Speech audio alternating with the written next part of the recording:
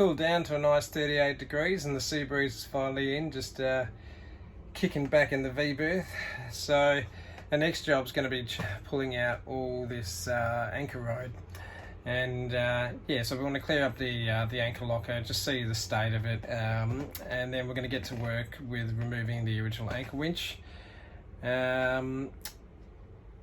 Yeah, so we're going to remove the original anchor winch. We're going to check out all the wiring. It'd be great if we could reuse the existing wiring, but I suspect the gauge isn't going to be suitable or big enough for the winch that we're going to be installing. So we might have to run new cable. That'll suck, but anyway, got to do what you got to do. Remember, boat's got to be safe, it's got to work, and when I'm at sea, I want to know I can pull up a 300 kilos of ground tackle without killing my winch, killing my batteries, or setting the boat on fire. So with that said, we'll get stuck into it and pull out all this road and chain, and God knows what's at the bottom of this. I'm actually dreading to see what's at the bottom of this. Anyway, happy days. This is good. Another job getting stuck into and getting off the list, and we'll see how we go. Wish me luck.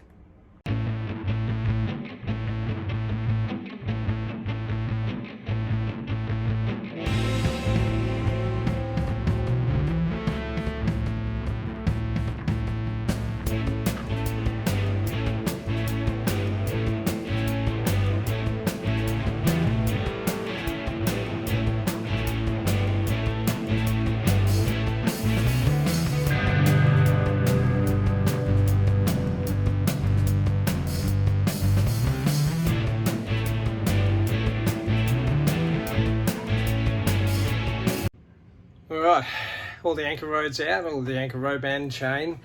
It's time to look in the anchor locker. Almost don't want to look. I've yet to see a good anchor locker, so this could be surprising. I reckon it'd be cool if you could actually record my face. Alright, the moment of truth. Let's have a look. Jeez, that's actually not far out. That is actually not bad at all. It's one of the cleanest anchor lockers I've seen in a long time. Normally, you know, these things are all corroded out and in pretty bad shape.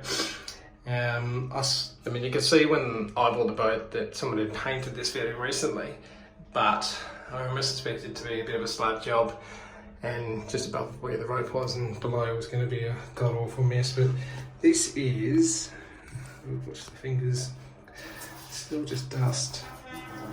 And that is just silt that'll come off. And over here, this is just flakes from the anchor chain. The paint's actually in good nick. Alright, that's a win. I will take it. Very good stuff. So what I'm going to do now is I'm just going to cut the stitching on that rope, because I'm going to be replacing the anchor rope and all this road with 10mm 3/8 high tensile chain. So it'll probably be about 100 meters of chain. A lot easier to work with the windlass, and takes up less space, and overall it's much better. Now the only question I've got with this anchor locker is, as it begins to fill with water, muck and gunk, where does it go? So that could be something to think about. We may end up putting a drain, maybe just drill through the hole and just put a small drain, obviously at the lowest point. That'll be something we have to think about. Don't really want to drill through the hole, but I also don't want this pulling up the water that you can't see and just sitting here rotting. Alright, let's get into cutting that rope off and getting back into it. You! Alright, so the next job is to take this anchor winch and get it unbolted and get the sucker off, so we can start to work on a mounting solution for the new winch. So it looks pretty simple. It's only connected with these 4 stainless steel bolts, and thank God, I mean, worst comes to worst, we'll get the grinder out, but they're actually, they look relatively new, they've just been painted over. So what we're going to do, we're going to scrape it all back with a wire brush, get some WD-40 on these suckers, and then attack it with a spanner. We'll see how we go. Cheers. Mind you, there's definitely worse views to be battling away in 40-degree heat with. So this is sick. All right, let's crack it. scrape back the paint around the bolts and give it a good hit with the WD-40. I'm going to let this sit overnight and attempt to get the breaker bar on them tomorrow. So hopefully WD-40 does its job tonight and we'll have an easy day tomorrow. Cool. Time to finally get the anchor winch off. So these bolts are proper seized. They've been soaking in WD-40 for probably about 3 days now, and now we're just going to go for it. So look, they'll either come off or they'll snap. Either way, it doesn't really matter. But yeah, I think it's time to finally pull this sucker off. It's going to be good. So we'll start with the normal socket, and if that doesn't work, we'll bring out the what I like to call the persuader, which is just a good old breaker bar, and give it everything and see what happens. So wish us luck. It's going to be good fun. Rad.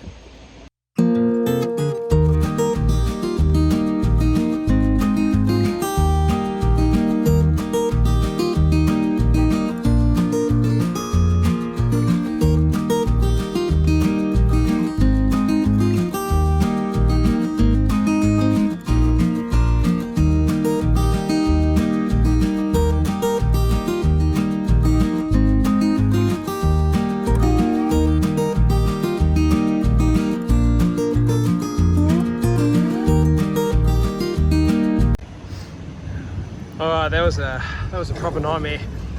The other 3 bolts are pretty stuck, but they all sort of eventually came undone with the breaker bar.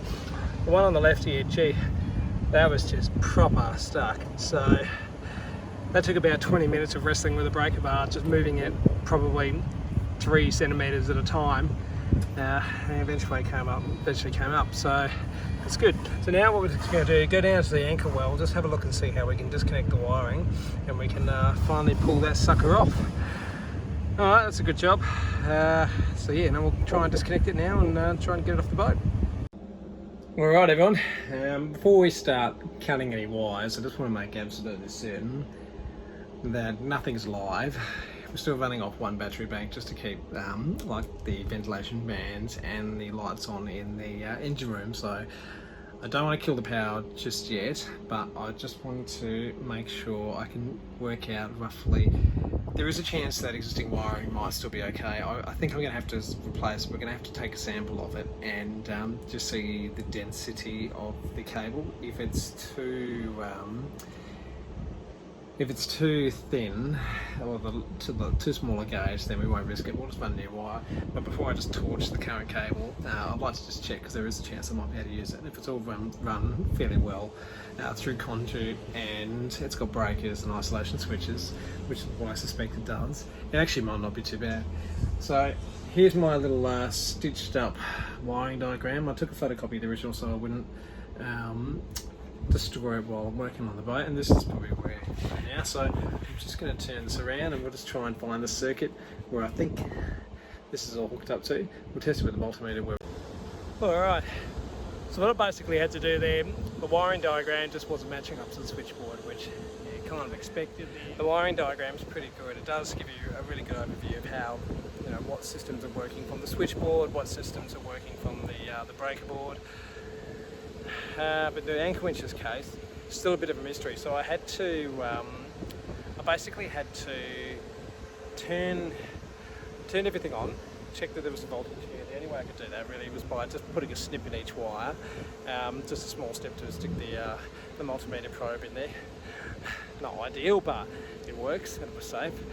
And basically go back to the switchboard and turn each individual breaker, each individual isolator off and on, and just see what happens. Eventually I found out the main isolator switch for I think what is the starboard engine, is what powers the winch.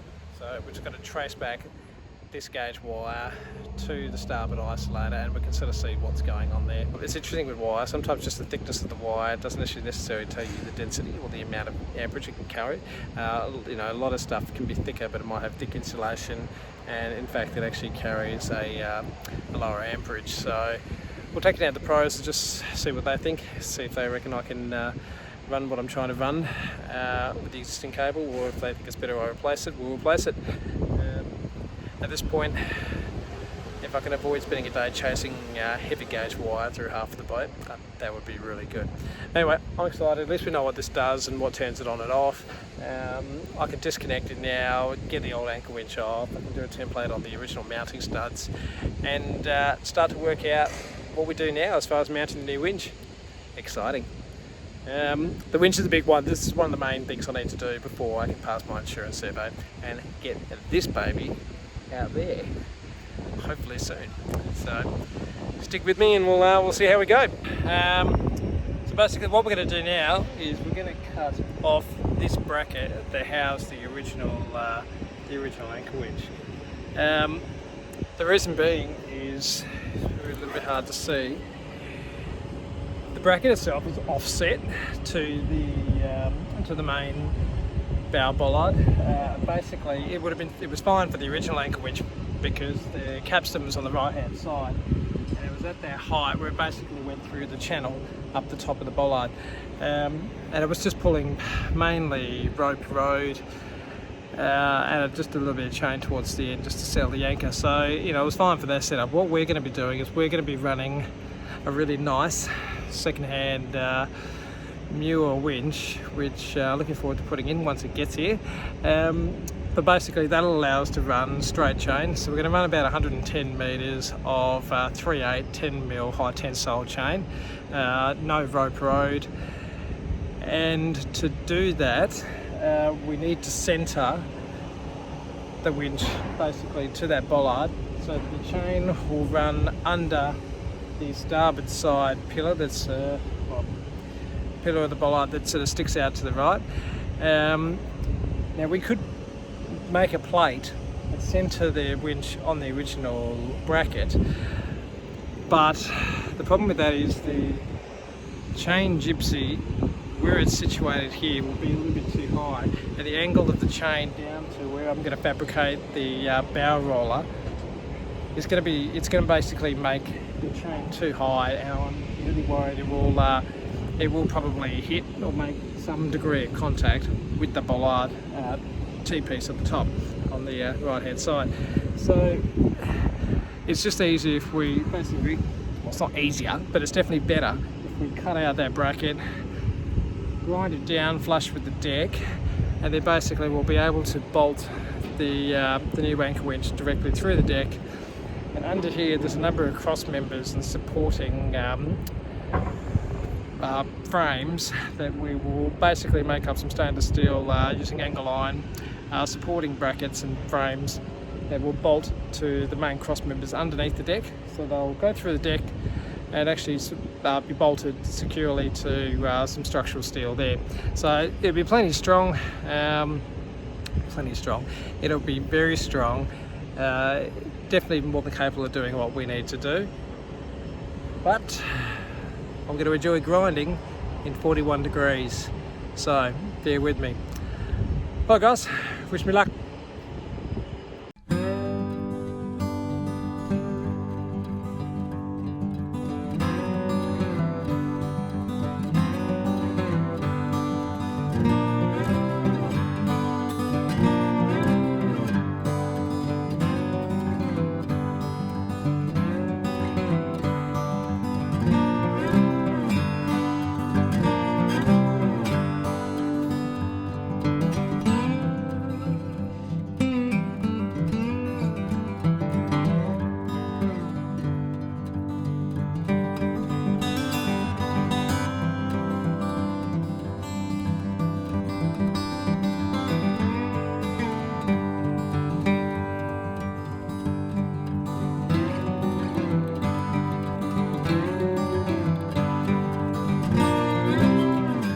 Hope you enjoyed that, guys. If you want to keep up to date with the live progress on the boat, just follow me on Instagram. And if you dig what I'm doing here, it'd be great if you like the vid and maybe subscribe to the channel. And I'd love to hear all your comments and get some feedback. I've got a heap of content that I'll be putting up really soon, so I'll catch you again soon, guys. Cheers.